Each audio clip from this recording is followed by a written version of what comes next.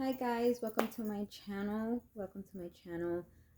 Before I start this channel, before I start this story, I just want to tell y'all that I know that I have not been posting in a very long time. I will talk more about it in a different video, but right now I just want to get back to the rhythm of posting. I know that I don't post on Fridays, but today I decided to post on Friday. I've been wanting to post in a very long time, but I have been going through so much um mentally, so I have not been posting a lot. Today I will be bringing a missing child's case, and I hope the way I do it is going to be different from the way I used to, and I hope y'all enjoy it. Don't forget to subscribe. So let's get ahead and get started. So every crime tells a story. Some solve, others bury in silence. Hi everyone, I'm Melissa. Welcome to my true crime channel, your home for true crime stories, where I speak about different topics. I don't only speak about true crime, y'all. I speak about other topics as well. If you're interested in a different topic, hit that subscribe button and enjoy our community. Today we'll be speaking about the disappearance of Stephen Earl Kraff Jr. If y'all have been here long enough, y'all will know why. I am using my daughter's tablet to read because this is where I'm doing my notes. So yeah, let's get started. On February 15th of 2001, 12-year-old Stephen Earl Kraff Jr. went for a walk with his two dogs and never came home. Over 20 years later, his disappearance remains a haunting mystery. Tonight, we look at what we know, what has been investigated, and the unanswered question that keeps hope alive. Steve Kraff was born on January 11th of 1989. He lived in the Benton High area of Benton Harbor, Virginia. At the time of his disappearance, he was 12 years old, about 5'1" to 5'2", and weighed roundly 95 to 100 pounds. He had light brown hair, green eyes, and a small red mark on his chest. Described by classmate teachers are quiet and having few friends. Stephen nonetheless knew his neighborhood well and was comfortable walking around it. Just before his disappearance, he had completed a 5-day suspension from Hull Elementary for a fight in which he said he was defending himself. Still, that was the first time he had ever been disciplined at school.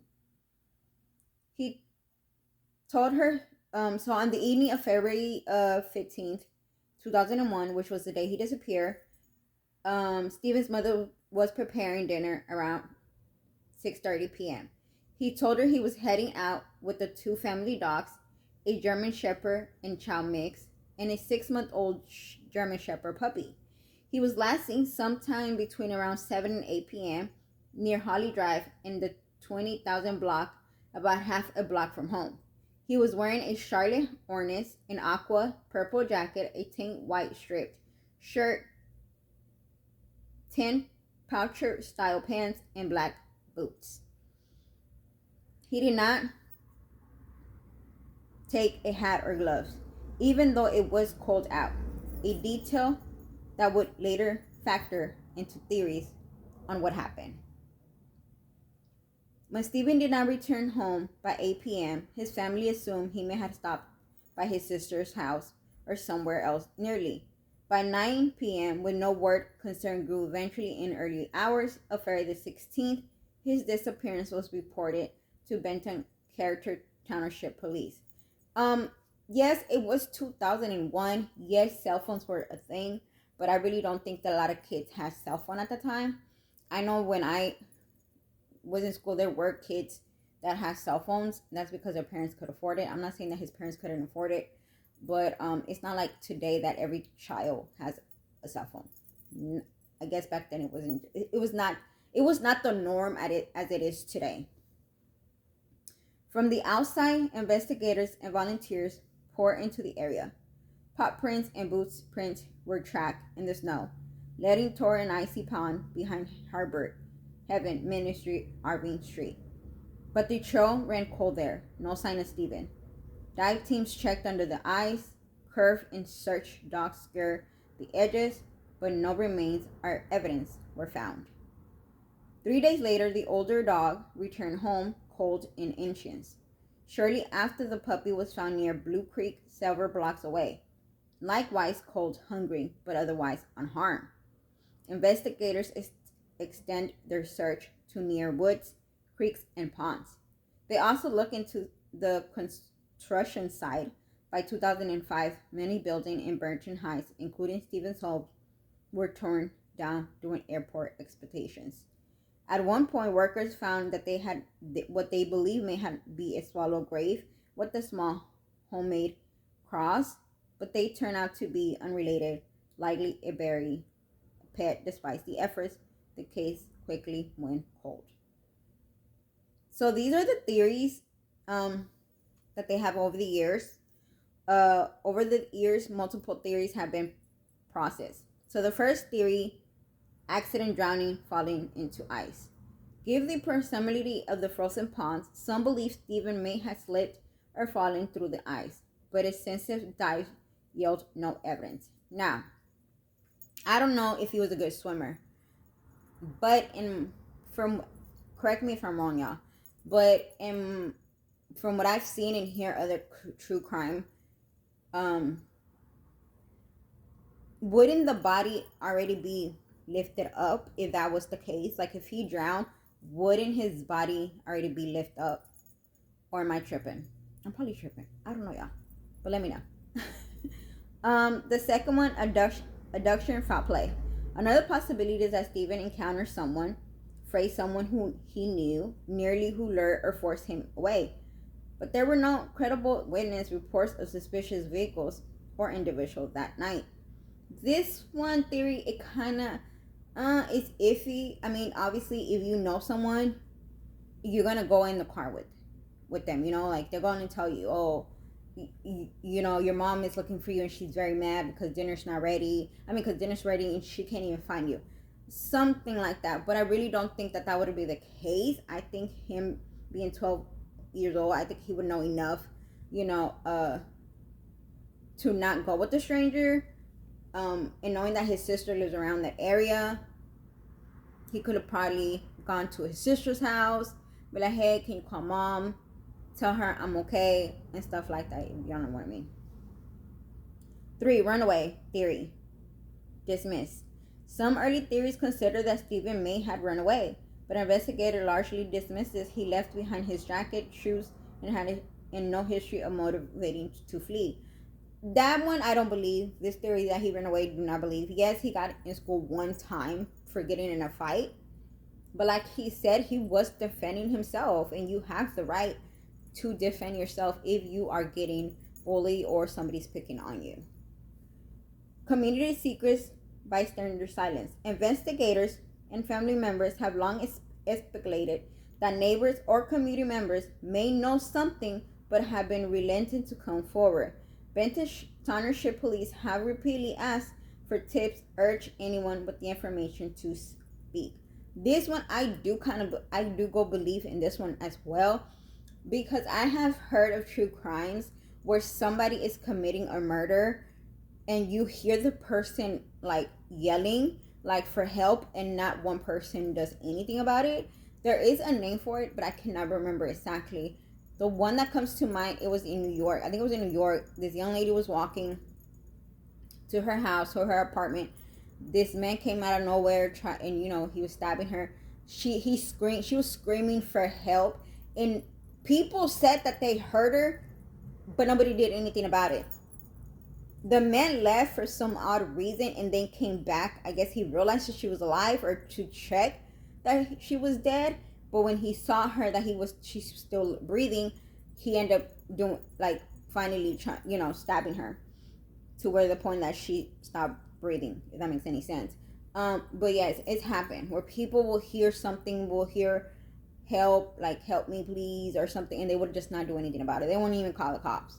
So in 2023, the case was revised on the FBI podcast Inside the FBI, where Special Agent Tricia Kavok recounted that Stephen walked was well known in his neighborhood. He would stop at houses, visit his neighbors, and roam freely. Investigators remain hopeful a new tip, however small, could be break that case open. Stephen's disappearance left a lasting mark on his family community. Public vigils are held annually, especially on February 15th, candlelight gathering on the streets where he was last seen. His family made birthday cake each year in his memory. Sadly, Stephen's father passed away in February 2021, just days after the 20th anniversary of his disappearance. His mother died in April 2021.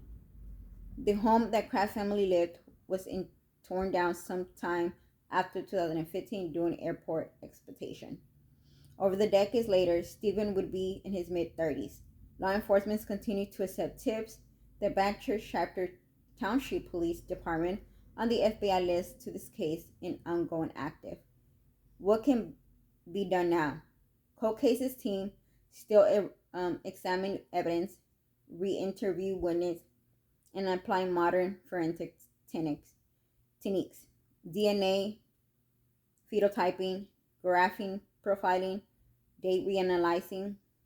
If you live near If you live near Benton Harbor or lived in there in 2001, you may notice others don't. Even memories decades old can help. If you have any information, no matter how small, the contact Benton Chapter Township Police Department, which I will be putting the number in the description below, and it's at 269-926-821, or your local FBI file office. Stephen's story is alive in hearts of those who remember, and in the hope that someone somewhere may hold the missing piece. If you find this video meaningfully, please like and subscribe, not just for awareness, but for his name isn't forgotten. Let's keep the search going. In memory of Stephen Hick Jr., missing since 2001. And that is the case, guys. This case, like every other case, it really breaks my heart, especially because it's in 2001, y'all. And it's like nobody saw anything, nobody heard something. Is crazy. And it's sad that his parents are gone, never knowing what happened to their son. But if you know something, no matter how small that information is, you have no idea. That information could probably solve what happened to Stephen. He needs to be found. He needs to be buried next to his parents. His family need closure. There is a reward.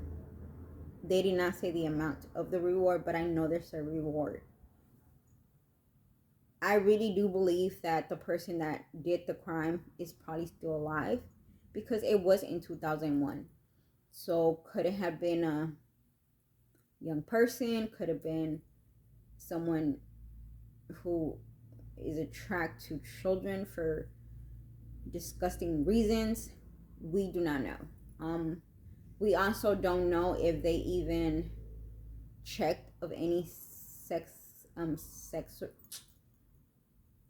If they checked if there was if there was any sexual predator around the neighborhood. I don't even think that they had that. Well, I mean, obviously, yeah, they had it, but I think that there's an app today where if you live in a neighborhood or apartment complex, you could look it up and see if there's any sexual person in around the area, just to keep your kids safe and yourself safe as well. So, I don't know if they did that. I hope they did, but it's just, these cases really do break my heart, because at the end of the day, these families go years after years, not knowing what happened, and all they want is answers. They want to put their child to rest, And so, guys, that is it for today. I may be doing a video explaining what happened and why I was MIA for a very long time, but it may be in a separate video. I'm not ready now. It's gonna take me a few minutes or a few months to do it, but I for sure will do it soon. Y'all have a great day. Have a good Friday. And I hope y'all take care of yourselves.